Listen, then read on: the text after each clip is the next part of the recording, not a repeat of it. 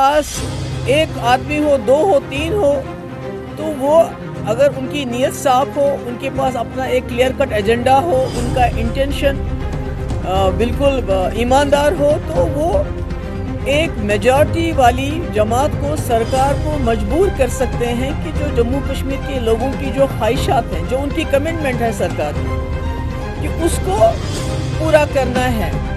तो मुझे लगता है कि जो वहीद पर्रा ने इनिशिएट किया और जिस वक्त उसको उमर साहब ने कहा कि ये प्रोपेगेंडा है, कैमरा के लिए हो रहा है, तो आज मुझे लगता है ये पीडीपी की ही मेहनत का और उनका जो उन्होंने उस वक्त ये मसला उठाया, उसका नतीजा है कि आज जो वज़ीर आला ने कहा कि ये प्रोपेगेंडा है, कैमरा के लिए किया जाता है, half heartedly, I will say half heartedly, दिल बर्जास्ता होकर उन्होंने जो, क्योंकि जो रेजोल्यूशन लाया है, अनफॉर्चुनेटली उसमें कहीं भी ये नहीं कहा गया कि हम मुखालिफत करते हैं 2019 में जो फैसला हुआ है, न ये कहा गया है कि 370 को रेस्टोर करो, बल्कि ये कहा है कि हमारा कंसर्न है, इस पे डायलॉग होना चाहिए। किसके साथ डायलॉग होना चाहिए? बीजेपी के रिप्रेजेंटेटिव्स के साथ डायलॉग होना चाहिए।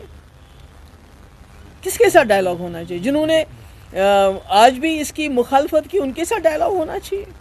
तो मैं समझती हूँ कि जो पीडीपी का रेजोल्यूशन था वो बेहतर था। ये जो आज सरकार की तरफ से रेजोल्यूशन आया है, इसकी लैंग्वेज बेहतर हो सकती थी कि इसमें ये कहा जा सकता था, जैसे पीडीपी रेजोल्यूशन में था, कि जो 2019 में फ़ैसला किया गया हम उसकी मुखालफत करते हैं, उसको कंडेम करते हैं, और साथ ही में ये कहा जाता कि ये जो हाउस है ये रिजॉल्व करता है कि जम्मू कश्मीर का स्पेशल स्टेटस 370-35A को रेस्टोर किया जाना चाहिए ओरिजिनल पोजीशन में, बजाय ये कहने के कि हमें फ़िक्र हो रही है, हमें कंसर्न है, एक डायलॉग होना चाहिए, और उसके बाद मुल्क की जो यकजहती को, उसको, इसमें मुल्क की यकजहती और इसमें क्या आपस में क्या कनेक्शन है?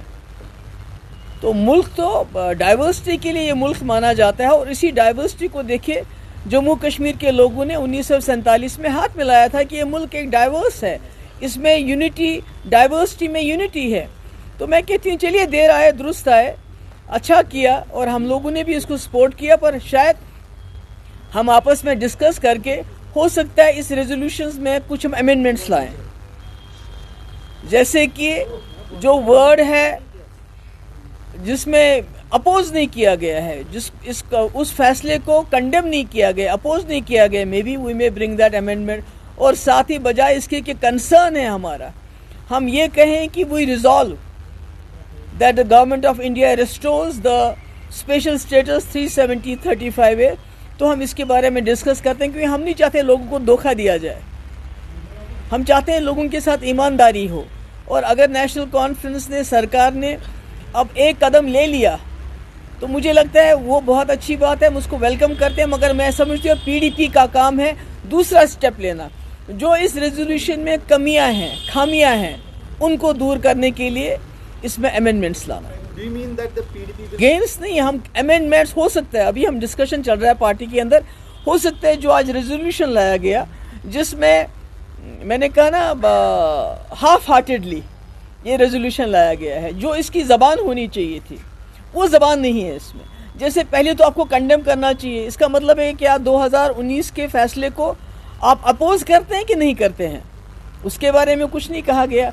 उसके बाद रेस्टोर करने के बजाय डायलॉग करो, भाई किस चीज़ के लिए डायलॉग करो?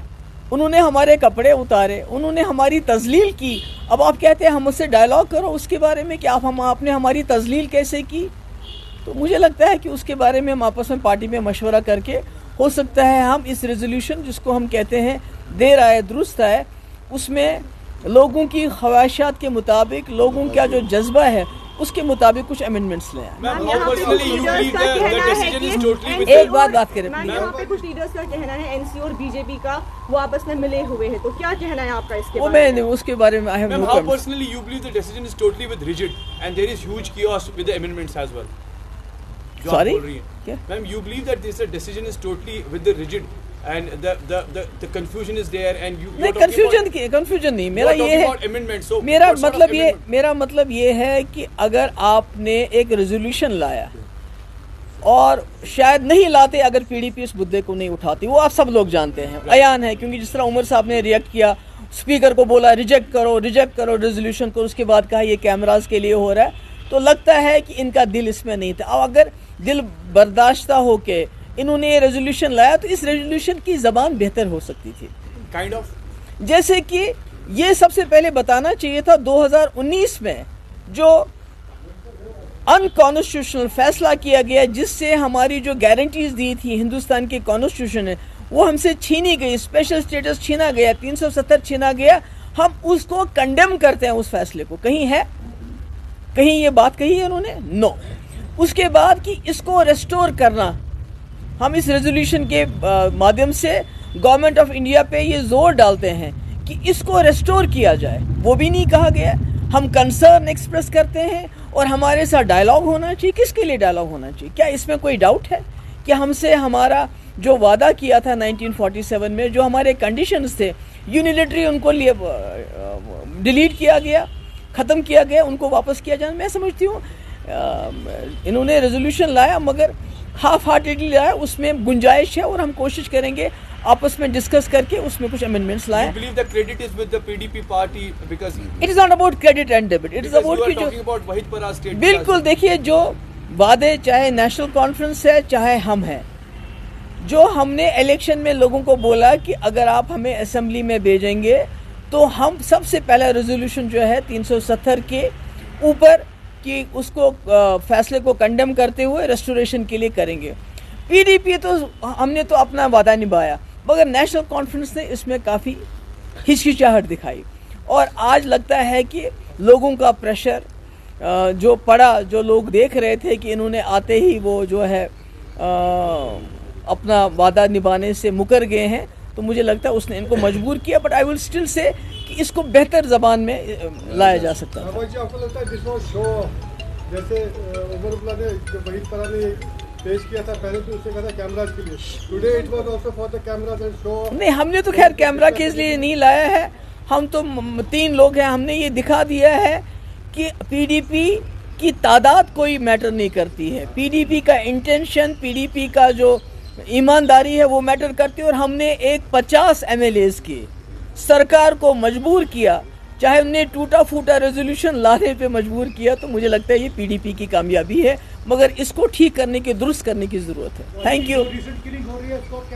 अभी तो पहले इसकी बात करेंगे ना। Thank you ma'am. इस पर उमर अब्दुल्ला ने कहा कि असेंबली, नेशनल कॉन्फ्रेंस ने असेंबली में अपना काम कर दिया है, जो उन्हें लोगों से वादा किया था वो पूरा कर दिया, कैसे? नहीं, मैंने तो कहा ना कि ये बेहतर तरीके से हो सकता था। पहले तो उन्होंने परसों इसको रिजेक्शन के लिए स्पीकर को बोला इसको रिजेक्ट करो, जिसपे वहीद परा ने फिर उनको बताया कि आप लीडर ऑफ द हाउस हैं, आप रिजेक्ट करने का ऑर्डर नहीं दे सकते। उसके बाद आज लाया, पर हाफ हार्टेड लाया है।